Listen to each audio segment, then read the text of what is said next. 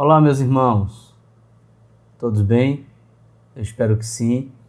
Eu sou o pastor Alci, estou aqui a convite do pastor Paulo Ricardo e do conselho da Igreja Presbiteriana do Coama, e desde já quero agradecer pelo convite dos irmãos, pela oportunidade de poder conhecê-los. Eu já estive com vocês em um ou dois momentos, já conheci aí alguns irmãos, então eu agradeço pela oportunidade.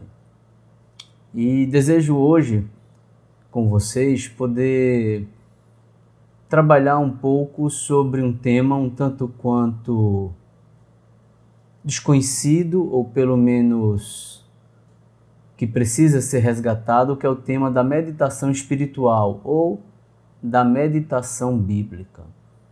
Eu quero que você acompanhe comigo, então, a leitura do Salmo 1, versículo 2, que diz assim, um texto muito conhecido por nós, diz assim: Antes, o seu prazer está na lei do Senhor, e na sua lei medita de dia e de noite. Vamos orar? Senhor Deus, agradecemos a Ti por essa ocasião, pela oportunidade de estudar a Tua Palavra, de meditar nesse assunto, de refletir sobre esse tema. Pedimos a Sua misericórdia e graça sobre nós, e pedimos que o Senhor, ó Deus, abençoe e guarde a cada um de nós em tudo aquilo que fizermos, em nome de Jesus. Amém. Então, meus irmãos, atualmente a meditação ela é quase que exclusivamente associada às religiões orientais. Você certamente sabe do que eu estou dizendo. Não é desconhecido por nós o fato de que seitas místicas, esotéricas e as religiões orientais, principalmente as mais conhecidas, budismo, hinduísmo, elas estão sim associadas intimamente a algum tipo de atitude contemplativa, de prática meditativa. Quase que no cristianismo, essa temática foi perdida, e quando a gente fala em meditação, quase que imediatamente vem à nossa mente budismo, hinduísmo, entre outros. Todavia, o que eu desejo hoje, queridos, é que nós meditemos sobre esse tema, a meditação bíblica, a meditação espiritual, porque ela deve ser considerada como uma disciplina espiritual eminentemente cristã, cultivada desde os tempos bíblicos e que deve então ser resgatada por mim e por você, porque ela não é apenas associada ao cristianismo, ela é sim parte da nossa tradição, a tradição reformada, e por isso é meu desejo que trabalhemos este tema e que talvez, sendo despertado por Deus, você resgate essa disciplina espiritual na sua vida. Mas antes de nós nos debruçarmos no assunto propriamente dito, é importante pontuar que na história do cristianismo, a meditação foi bastante utilizada por cristãos como uma maneira de entrar em comunhão com Deus. Sejam cristãos católicos, sejam cristãos protestantes, a tradição cristã esteve sempre associada à prática da meditação, enfatizando que sim, esta era uma disciplina cristã para que houvesse entre o cristão e o seu Deus uma comunhão. Contudo, visto que em certo sentido, dentro do cristianismo, esse assunto atualmente ou é desconhecido ou ao menos não há uma sintonia doutrinária em cima da meditação bíblica, uma maneira confiável de estudar esse tema nós investigarmos o que a nossa tradição, a tradição reformada, tem a dizer sobre o assunto. E um público que foi muito devoto a essa prática foram os puritanos. Homens que, de fato, diferentemente dos pagãos e dos católicos romanos, em algum sentido, certamente não só cultivaram enfaticamente a prática da disciplina bíblica, mas resgataram em seus dias a preciosidade do que essa disciplina espiritual tem a nos oferecer. Então, o estudo que vocês vão ter acesso hoje, e eu vou dividi-lo então em duas partes. O pastor Paulo Ricardo gravará comigo, está gravando comigo hoje e posteriormente, para que não fique algo tão extenso, o estudo de hoje e o próximo estudo, eles basicamente se fundamentarão naquilo que os puritanos têm a nos dizer sobre a meditação bíblica. Tá bem? Então, o ponto de onde eu quero iniciar, após essas minhas considerações iniciais, é em algo essencial, pois a gente precisa fazer uma diferença entre o que é meditação bíblica e o que não é meditação bíblica. Para isso, eu vou então resumir essa temática basicamente em 3 pontos de vista. O primeiro deles, que eu já me referi, é a meditação mística, que você certamente conhece e que é praticada por qualquer pessoa que se considere espiritualista. A meditação mística basicamente tem suas raízes em religiões orientais que são de fato fervorosos ou fervorosas na meditação ou na prática meditativa, contemplativa espiritualista. Todavia, a meditação mística é completamente diferente daquilo que é o foco do presente estudo. Entenda isso completamente. Isso porque esse tipo de meditação, a meditação mística, a meditação dessas religiões orientais, completamente diferente do que eu vou tentar lhes apresentar, era uma meditação cujo objetivo era esvaziar a mente, ou pelo menos a metodologia era uma metodologia de esvaziamento de mente. O propósito não era basicamente este, o fim da meditação não era basicamente este, porque a paz interior, naturalística, fruto de esforço humano, obviamente era o que eles buscavam. Mas como eles buscavam isso? Através de um exercício de esvaziamento de mente. Através de uma introspecção que havia nesse íntere uma alteração de consciência, a pessoa se libertaria de si própria. Para isso, vocês devem se lembrar daquela prática de mantras, né? Muito conhecida dessas religiões. Os mantras são essenciais para atingir esse ponto de uma consciência libertada que estaria almejando essa paz interior por meio desse esvaziamento de mente. Eu vou ler uma pequena citação para que vocês entendam isso. Não raro, é entendido como condição estrita para alcançar as metas propostas, que via de regra se referem, em última instância, à conquista de um estado de consciência radicalmente novo, que seria caracterizado pela transcendência das ilusões e condições restritivas a que normalmente estamos submetidos, o que no Ocidente chamaríamos iluminação. E em termos nativos se chamaria, por exemplo, de hinduísmo, de budismo indiano ou de zen. Então, basicamente, percebam, esse tipo de meditação nada tem a ver com o que eu quero despertar-nos. A segunda é a meditação católica. E dentro do catolicismo, concluamos isso, há vários ramos que cultivam a prática da meditação.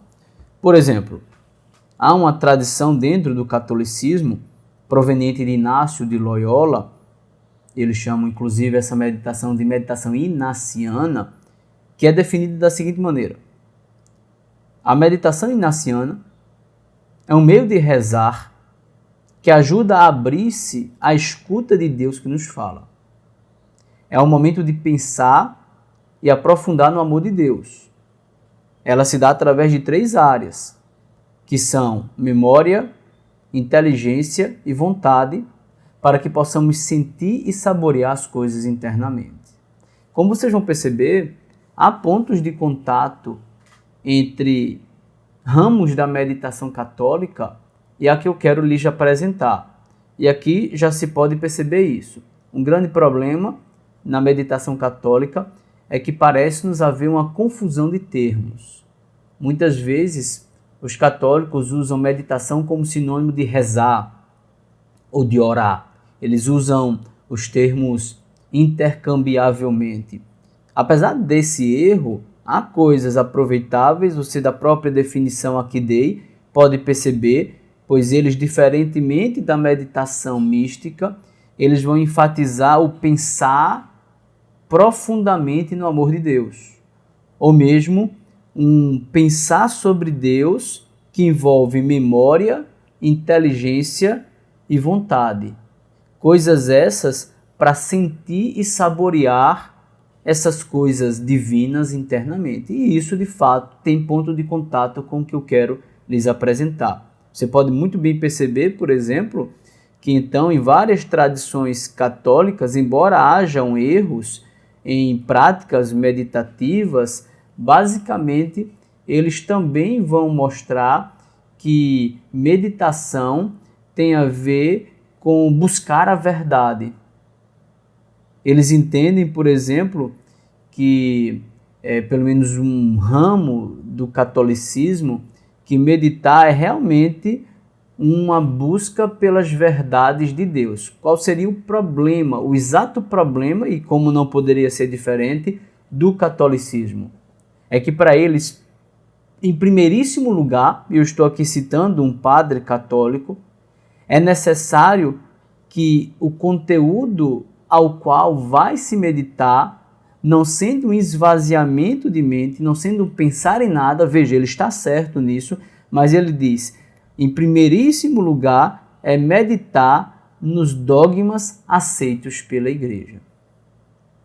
Então, para o católico romano, alguém que quer meditar precisa pensar, refletir, exercitar raciocínio. O objetivo é sentir essas verdades sobre as quais ele vai meditar dentro do indivíduo.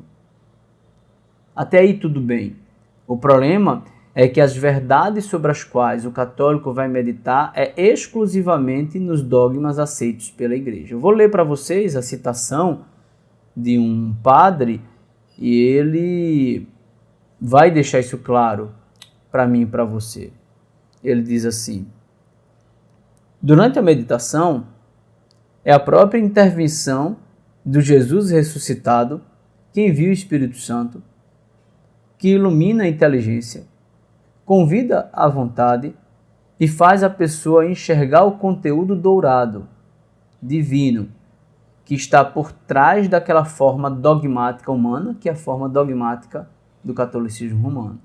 Então, numa citação, há coisas boas, mas há coisas realmente complicadas. Mas, basicamente, entendamos que o ramo mais conservador do catolicismo, portanto, aquele que está mais próximo do que os dogmas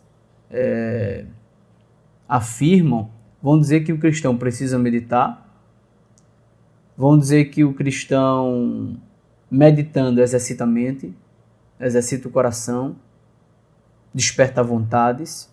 Todavia, para isso tudo, o cristão primeiramente precisa aceitar a Santíssima Igreja Católica, sem a qual, como implicação, em não sendo católico, ele não pode meditar.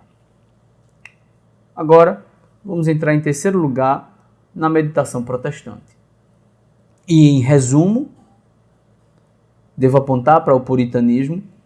Esses homens basicamente diziam que meditação baseia-se na Bíblia e significa envolver ativamente a mente, a vontade e as emoções em uma contemplação pensativa. Os puritanos diziam assim: a meditação bíblica sempre está focando no Deus Trino, diferentemente do que os católicos diziam, no Deus Trino e em sua palavra. Então, eu fornecerei apenas um resumo daquilo que os puritanos diziam sobre meditação, visto que o maior teor do estudo é exatamente o que os puritanos, os reformados, entendiam por meditação. Então, deixe-me dar esta breve definição, um resumo explicativo do que os puritanos diziam. Os puritanos acreditavam que a meditação era uma atividade fortemente intelectual.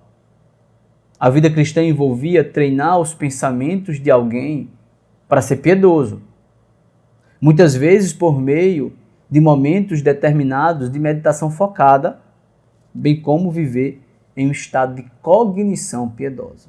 Então, diante desse resumo, como nós inclusive perceberemos em seguida, o que podemos concluir é que os puritanos eles usavam as escrituras sagradas para que, por meio da meditação, por meio da contemplação pensativa, três áreas principais na vida do cristão fossem influenciadas: o intelecto, as afeições ou sentimentos e a vontade. E isso iria resultar em efeitos práticos na vida diária, porque o Espírito Santo operaria por meio dessa disciplina espiritual, o cristão seria santificado e despertado a praticar a palavra de Deus. A vida cristã dele sofreria resultados santificados, ele seria santificado na sua vida cristã em função da sua meditação. Então, tendo passado essa primeira parte, onde eu estabeleço essa diferença essencial entre três perspectivas meditativas, digamos assim, eu quero dar algumas definições importantes. Como definição básica, eu cito um determinado estudioso que, de uma maneira mais generalizada, vai definir meditação da seguinte maneira: meditação é um ato de adoração mais recompensador. É um ato de renovação espiritual. É um ato de restauração mental. É um ato de comunhão divina. O que a gente precisa entender, basicamente, a gente entende através do próprio significado da palavra meditar, que em português vem de uma palavra latina cujo significado mais básico é ponderar, é pensar. E nas Escrituras, seja do Antigo, seja do Novo Testamento, embora possuindo outras conotações, basicamente significa pensar sobre alguma coisa, refletir sobre alguma coisa. Então, guarda isso na tua mente. Meditar tem a ver com pensar sobre algo. Meditar tem a ver com ponderar a respeito de algum assunto. Meditar tem a ver com refletir sobre alguma verdade. E nesse sentido, então, observe bem, a parte fundamental da meditação tem a ver com exercício mental, com dedicação de esforços da mente para fins espirituais. A meditação, meus irmãos, é primariamente o uso de faculdades mentais, raciocínio, rememoração, uso de cognição, uso da nossa mente para fazer associações mentais, tudo isso com um objetivo espiritual. Então, para mostrar que isso não é novidade para você, eu quero fazer duas comparações com essa prática meditativa. A primeira comparação, vamos imaginar um médico que recebe um paciente em seu consultório e que depois de ouvi-lo, examina-o clinicamente, faz o seu famoso exame clínico ali. Consegue ter um certo resumo do que se passa pelo seu paciente, mas também, para se aprofundar na investigação, preceitua exames a serem realizados. Posteriormente, esses exames realizados são trazidos pelo paciente. Então, vamos imaginar que depois daquela segunda consulta, o médico tenha uma certa noção do que se passe com o seu paciente, mas imaginemos, é um caso complexo.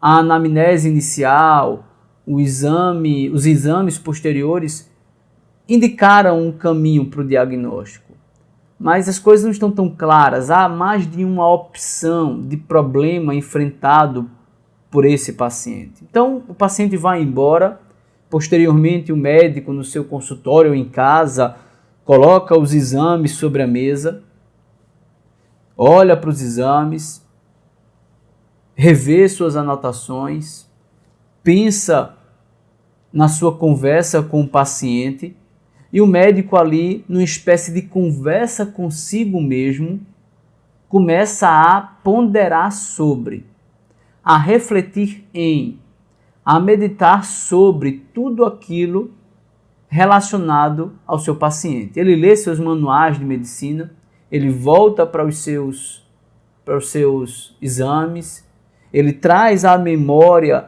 as conversas com o paciente, talvez ele se encoste na sua cadeira do escritório, do consultório, feche os olhos e passe a pensar sobre tudo para alcançar um diagnóstico. E essa conversa mental, na qual ele com olhos fechados traz todas as informações possíveis à sua mente, é o quê? Meditar. Não é a meditação bíblica, obviamente. Mas com isso o médico está ponderando sobre tudo, ele está meditando sobre tudo.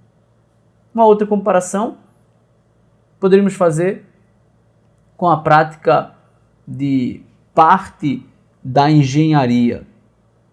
Aquela engenharia chamada engenharia diagnóstica. Vamos imaginar que o engenheiro é chamado por uma determinada construtora para avaliar uma construção, uma edificação que está dando sinais preocupantes em sua estrutura, que podem levar aquela edificação a ruir. E não diferentemente do caso anterior, toda uma análise estrutural é feita. Inclusive, não é incorreto dizer que assim como na medicina, um engenheiro precisa realizar também uma espécie de anamnese para chegar a um diagnóstico com respeito àquela estrutura de concreto armado. Pois bem, então o engenheiro faz algo parecido. Avalia as rachaduras, avalia a planta baixa, materiais usados, enfim, ele faz uso de todos os recursos que ele tem para esse fim, prepara um relatório, inclusive pede para que diagnósticos estruturais através de mecanismos científicos sejam feitos. Depois ele vai para o seu escritório. E ele começa, quem sabe, a pensar sobre os possíveis problemas que estão resultando naquelas rachaduras ou coisa desse tipo da estrutura de concreto armado. Então ele tem os diagnósticos ou todas as análises feitas em suas mãos. Ele tem as fotos que ele tirou. Ele tem os relatos dados ali pelos outros engenheiros ou arquitetos ou mestres de obra, enfim.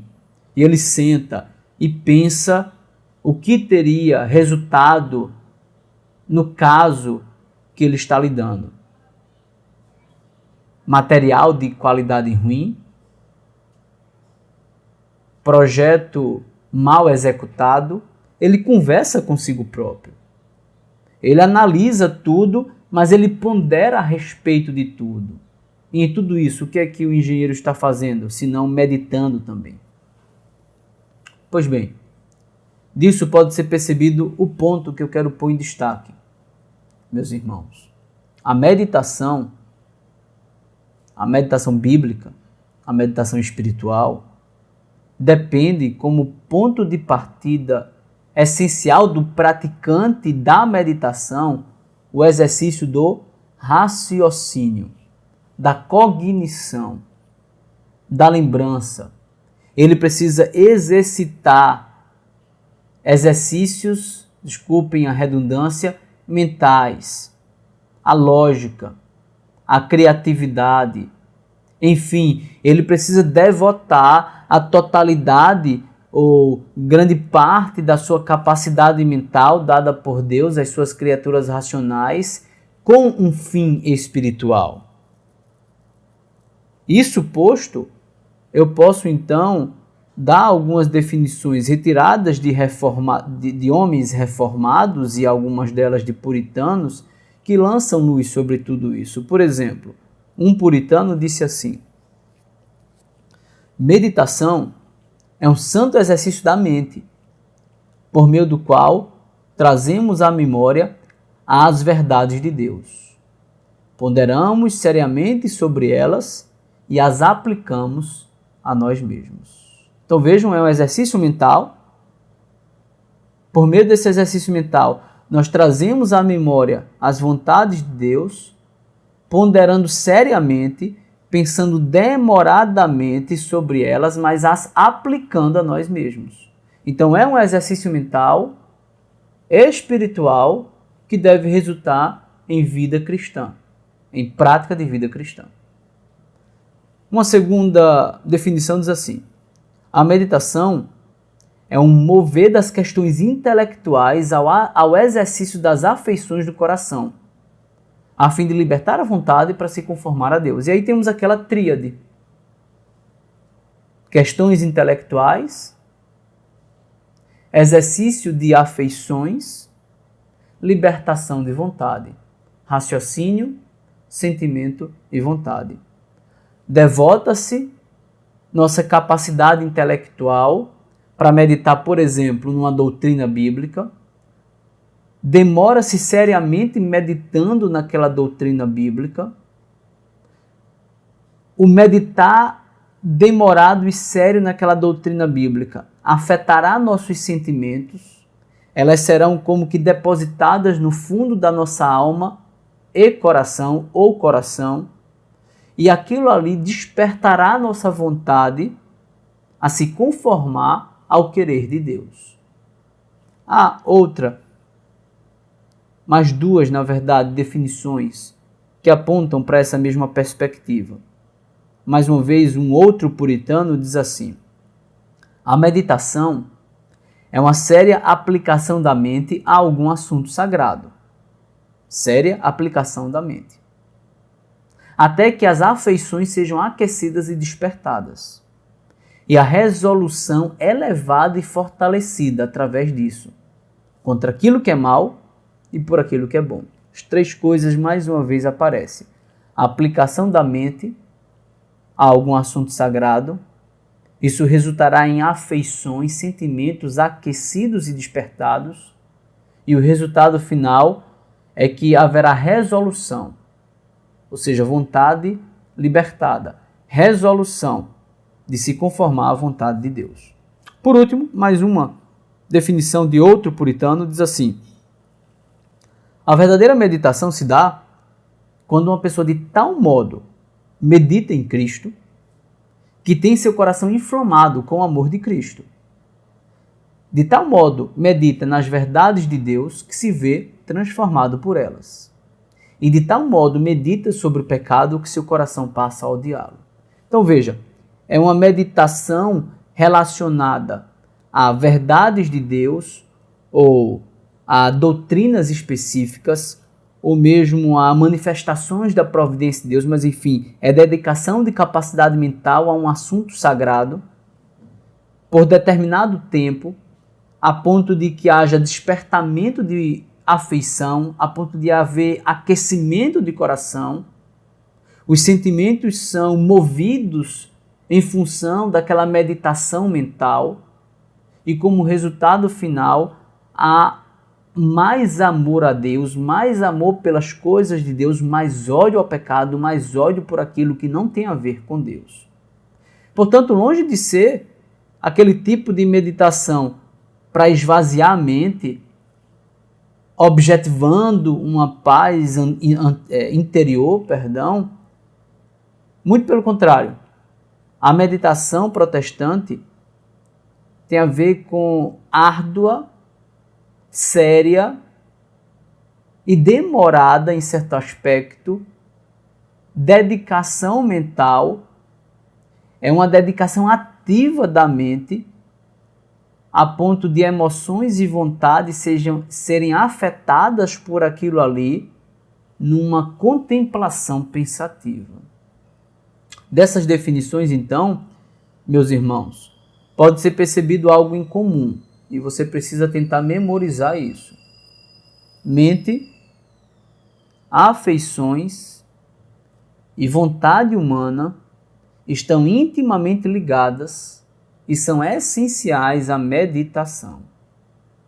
Na prática, o que ocorre pode ser basicamente resumido da seguinte maneira: a mente ou a razão obtém a informação.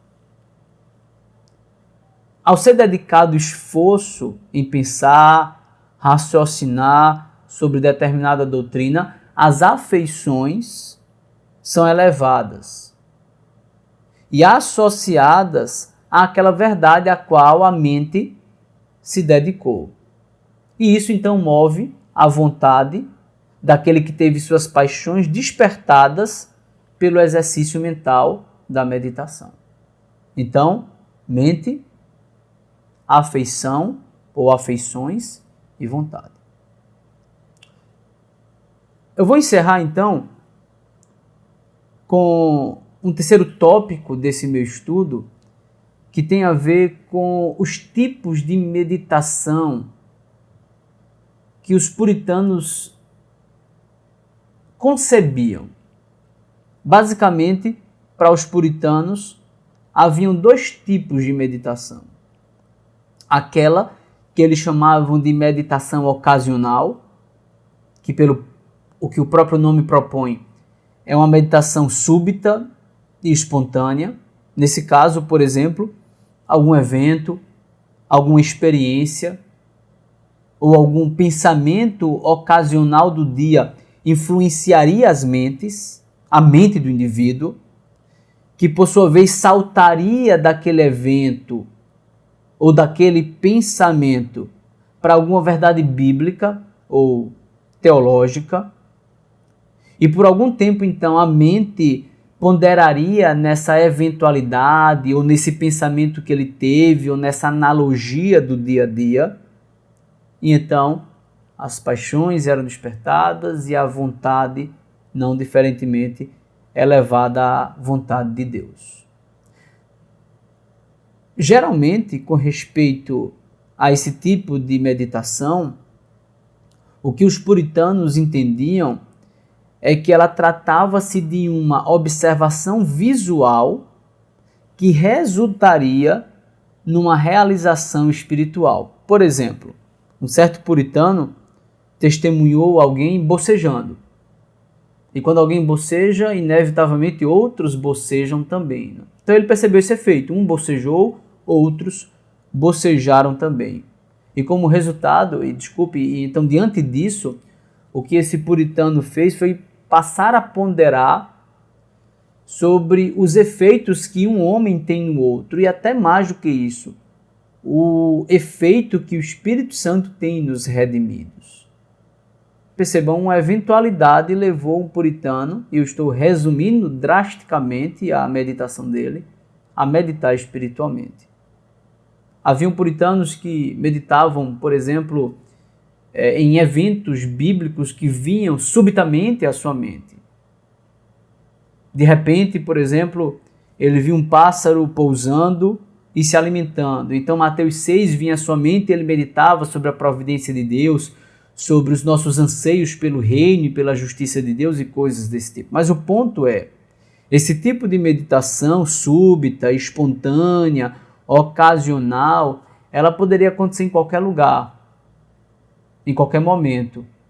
Pelo que o próprio nome propõe, não havia uma decisão em se meditar. Ela vinha súbita, espontânea e ocasionalmente. E os temas a se meditarem nesse tipo de meditação tinham a ver com o pensamento que subitamente veio, com experiência tida, ou mesmo em função de alguma demonstração da providência de Deus. Imaginemos um livramento tido, ou uma grande demonstração da provisão de Deus milagrosamente acontecida. Então o puritano, o cristão, começava a meditar naquilo ali. A segunda maneira, ou o segundo tipo de meditação que os puritanos concebiam é a meditação deliberada, que basicamente o meu estudo se fundamentará nela, porque a meditação deliberada é aquela meditação definida, é aquela meditação em que o indivíduo escolhe um momento e lugar específico para se dedicar à meditação pensativa, à contemplação pensativa. Geralmente, os puritanos ou iam para o seu lugar secreto, usando ali a analogia do Senhor Jesus, ou como era muito comum nos seus dias, eles iam a bosques e eles se dedicavam à meditação por algum tempo. Esse tipo de meditação, especificamente falando, era uma meditação em que, de uma maneira resoluta e deliberada, o cristão deveria meditar em alguma verdade espiritual, em alguma doutrina bíblica ou em algum texto da revelação. Isso era feito com certa regularidade. Na verdade, eles diziam que deveria ser feito, os puritanos diziam que deveria ser feito diariamente. Então a pessoa reservaria um momento específico do seu dia, um texto, uma doutrina, uma verdade, ou mesmo uma manifestação da providência de Deus que ele teve durante o dia, para meditar sobre aquilo ali.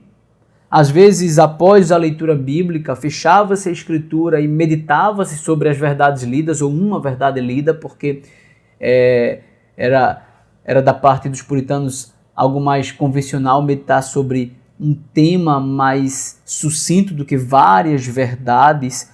Havia mais foco em uma do que em muitas coisas.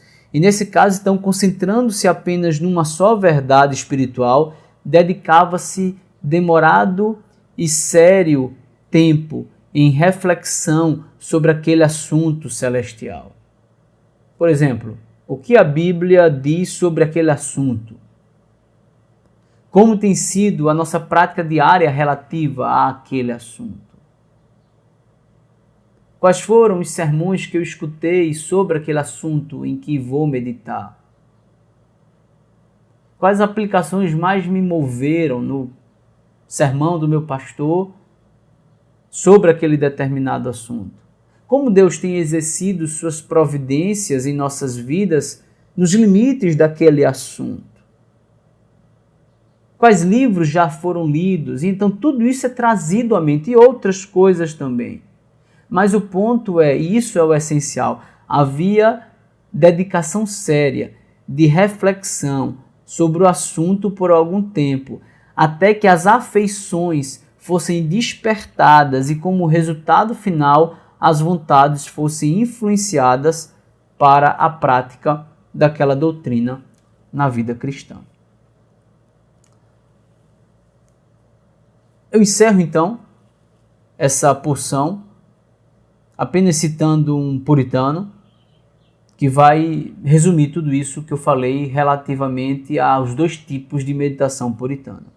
Richard Baxter diz assim: assim como há orações solenes, quando nos envolvemos totalmente com a responsabilidade, e outras que são breves e repentinas, comumente chamada de derramamento, quando o homem, em meio a outras responsabilidades, envia um breve pedido a Deus, também existe a meditação solene, quando nos aplicamos somente a essa responsabilidade. E existe a meditação breve e superficial, quando em meio a nossas responsabilidades temos alguns bons pensamentos sobre Deus em nossa mente. E assim como a oração solene é, ou em primeiro, bem estabelecida, quando um cristão, ao considerá-la uma responsabilidade permanente, pratica de forma resoluta e constante, ou em segundo, ocasional, quando alguma ocasião em particular nos leva a praticá-la de forma extraordinária, também a meditação admite esse tipo de diferenciação. Então, meus irmãos, o que vimos por hoje foi, primeiramente, um estabelecimento de diferença entre a meditação bíblica e as meditações que devemos rejeitar, em particular a mística e esotérica. Vimos também algumas definições importantes sobre a meditação espiritual, que envolve 3 elementos essenciais: raciocínio, pensamento, afeição, sentimento e vontade. Esses 3 são os 3 pilares da meditação bíblica. Eu penso seriamente sobre uma doutrina, por exemplo, até que aquilo ali desperte meus sentimentos e me levante da minha cadeira para que eu realize a vontade de Deus. E por último, vimos os 2 tipos de meditação que os puritanos concebiam: a meditação ocasional, a meditação súbita ou espontânea, e a meditação deliberada. Eu desejo, na próxima ocasião, então, justificar isso biblicamente. Eu li o Salmo 1, versículo 2, basicamente como pretexto para o nosso assunto, visto que o texto fala que um homem bem-aventurado, ou em outras palavras, alguém que está em pacto com Deus, medita na lei de Deus de dia e de noite. Então é parte da vida de um redimido, é parte da vida daquele que está em pacto com Deus, exercer em sua vida a disciplina espiritual, portanto resgatar o exercício da disciplina espiritual da meditação diariamente. E desejo então, na próxima semana, ampliar isso. Desejo, por exemplo, justificar biblicamente tudo isso. Mas desejo também dar uma espécie de ferramenta metodológica para isso. Como você vai meditar? Ou em que você vai meditar? O que esperar da meditação? E, por fim, os obstáculos da meditação. Espero que Deus possa ter abençoado você durante esse momento, que você possa meditar sobre esse assunto, e esperar a próxima semana para, na segunda parte, você poder, em seguida, pôr em prática a meditação diária. Que Deus possa te abençoar. Um abraço em todos, meus irmãos. Até a próxima.